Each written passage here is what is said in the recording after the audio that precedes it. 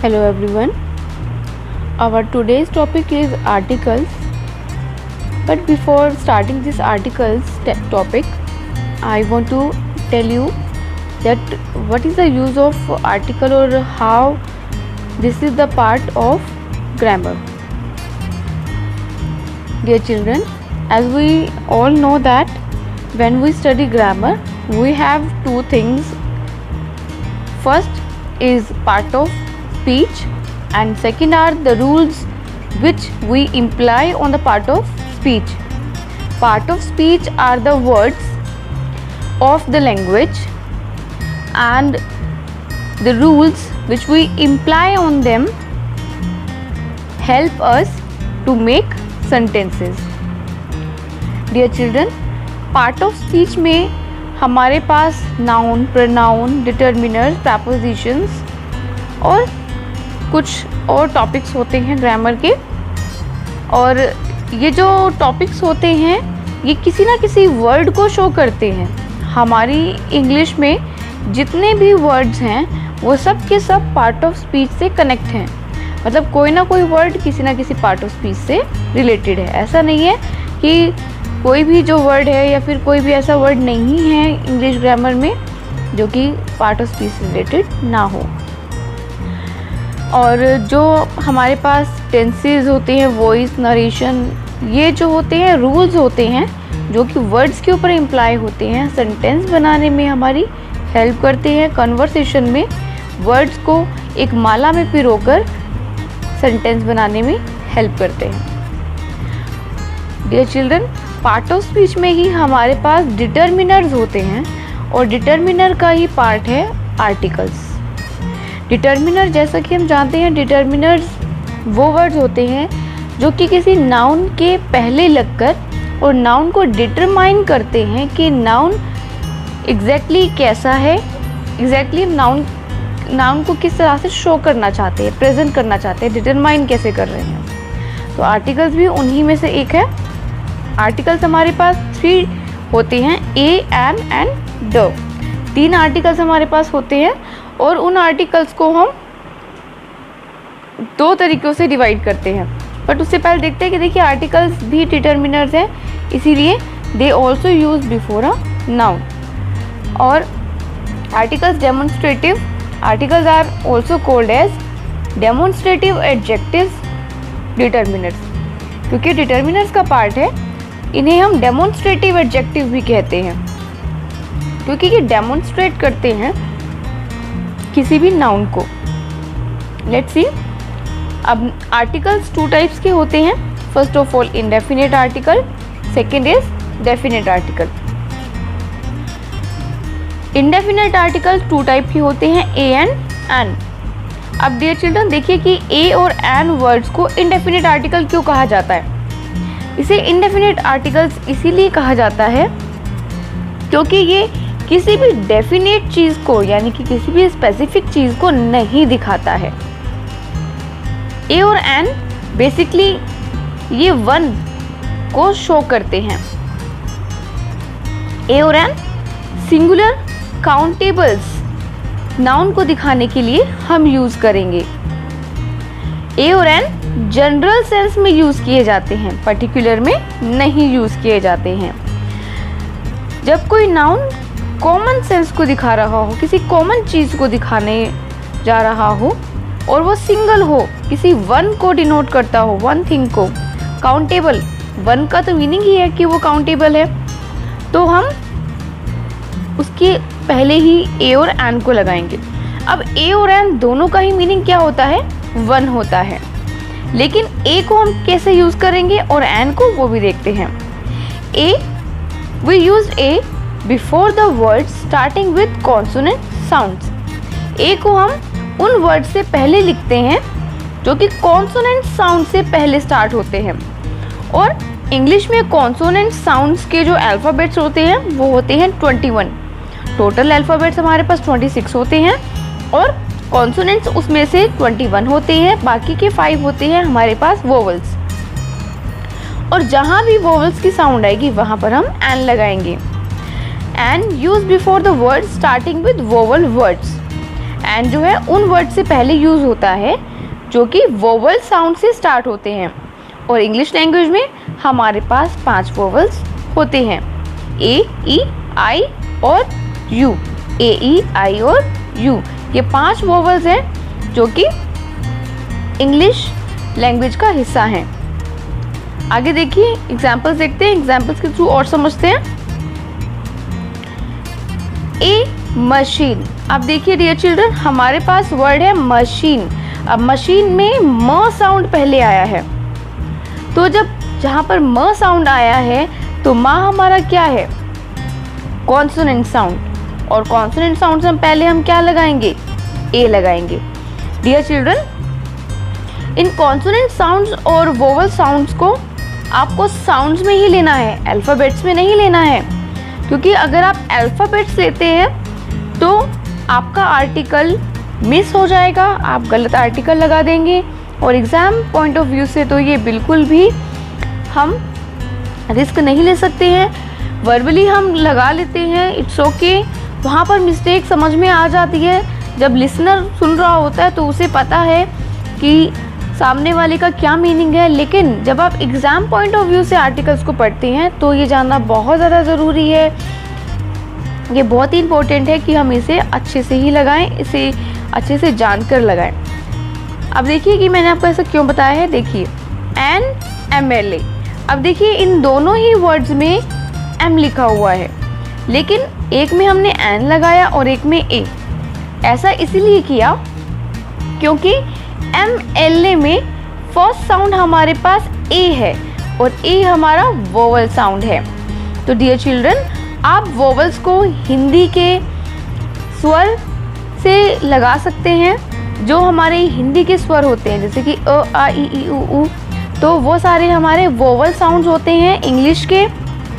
और जो हमारे हिंदी के अल्फ़ाबेट्स होते हैं, स्वर व्यंजन के जो अल्फ़ाबेट्स होते हैं, उसे हम कॉन्सोनेंट साउंड के साथ जोड़ सकते हैं। जैसे कि म हमारे पास व्यंजन है और व्यंजन के लिए कॉन्सोनेंट साउंड के लिए हमने लगाया ए और वोवल साउंड के लिए हमने लगाया एन। तो आपको इस बात का ध्यान रखना है, हमने वर्ड नहीं देखना, अल्फ़ाबेट नहीं देखना है, हमने अल्फ़ाबेट की फर्स्ट साउंड देखनी है।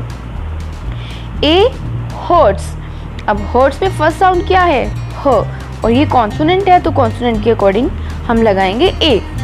ए टेबल। अब टेबल में फर्स्ट साउंड है हमारी ट की, और ट क्या है, कॉन्सोनेंट साउंड, इसीलिए हमने लगाया ए। अ चेयर।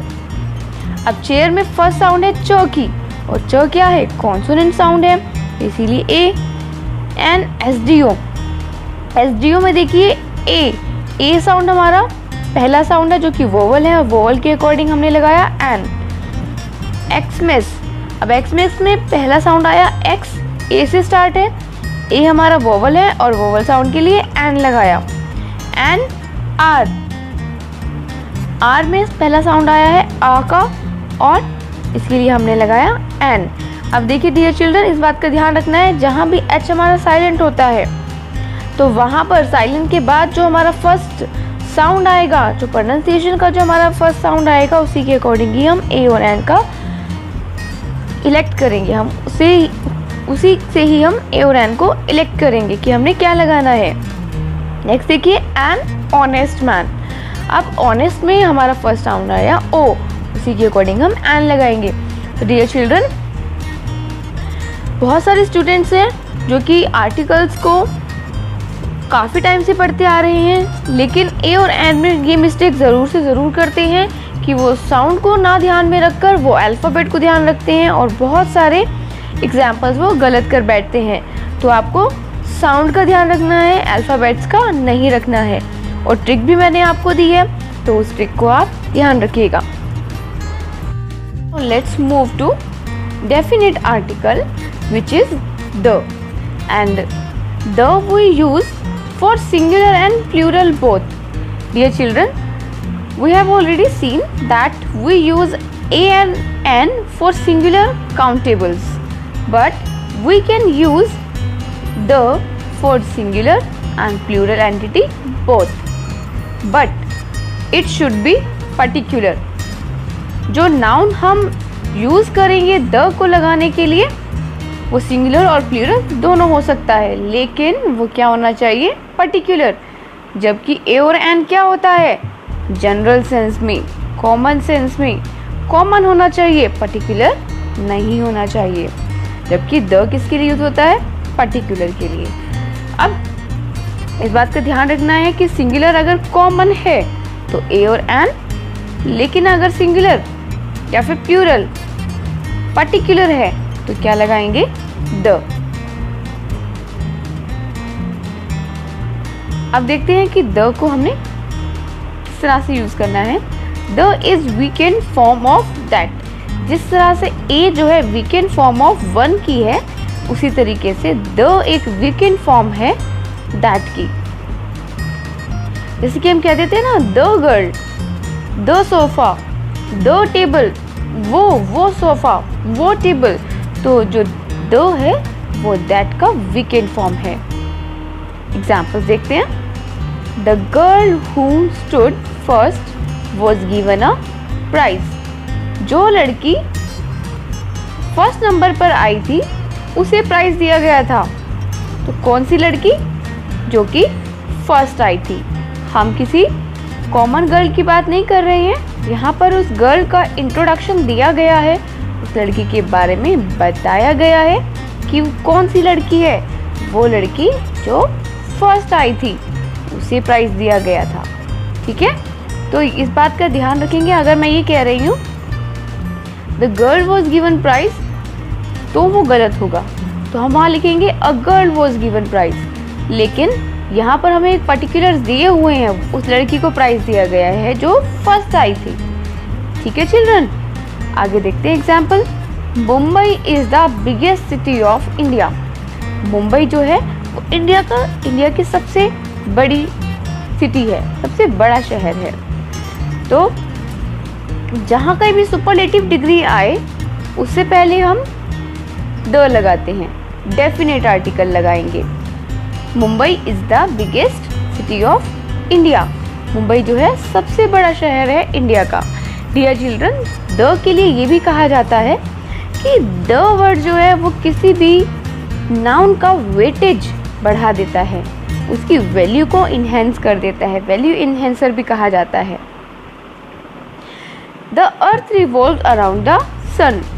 अर्थ सन के चारों तरफ घूमती है। वो चीज़ें जो कि वर्ल्ड में, पूरे यूनिवर्स में वन एंड ओनली है, उनके लिए भी हम द का यूज़ करते हैं। जैसे कि the earth, the sun, the moon, वो चीज़ें जो कि अर्थ पर एक ही है, स्पेशल है बहुत ही, उनके जैसा कुछ और नहीं हो सकता है, उनके लिए भी हम द लगाते हैं।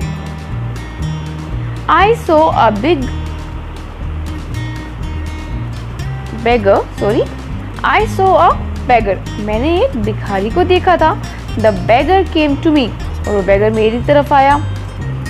अब मैंने एक beggar को देखा था, it's a common sentence। मैंने एक beggar को देखा।